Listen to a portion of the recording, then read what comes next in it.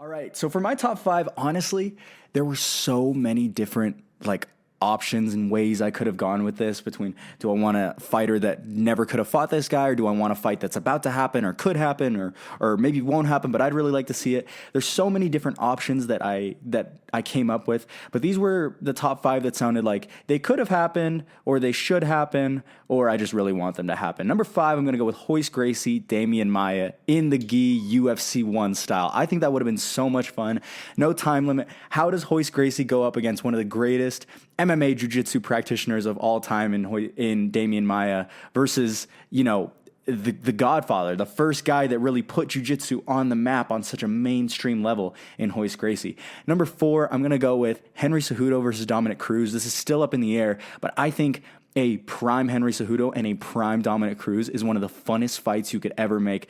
And it is really interesting because, Dominic Cruz beat a Demetrius Johnson who was more of a 125er and ended up becoming a 125er after that. But Henry Cejudo walks around a little bit heavier than Demetrius Johnson. Henry Cejudo's wrestling is a little bit more dominant than Demetrius Johnson's. How would that fight have turned out? What would Cruz's footwork versus Henry Cejudo's lightning fast striking and his ability to take someone down, how that fight would go down, especially in their primes.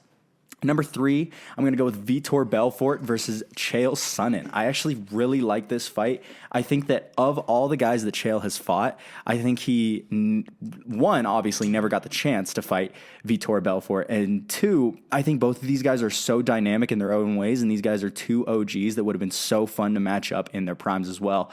Number two, possibly happens in 2020, GSP versus Khabib. I think that is a wrestler's dream and a mixed martial artist's dream, and it could be up there if Khabib gets past Tony Ferguson. If Khabib gets past Tony Ferguson, GSP is pretty much the only guy left in his way, in my opinion, to become the greatest of all time. He's been so dominant, and to beat a huge name in probably one of the greatest lightweights of all time in Tony, and then to face the greatest welterweight of all time in GSP.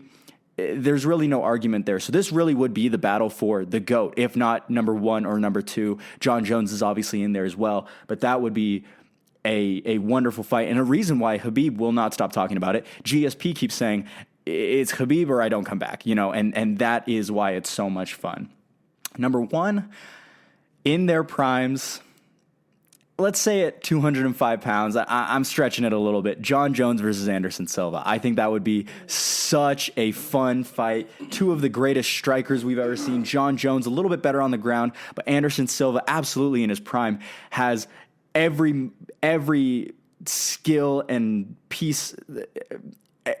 Anderson Silva could sorry.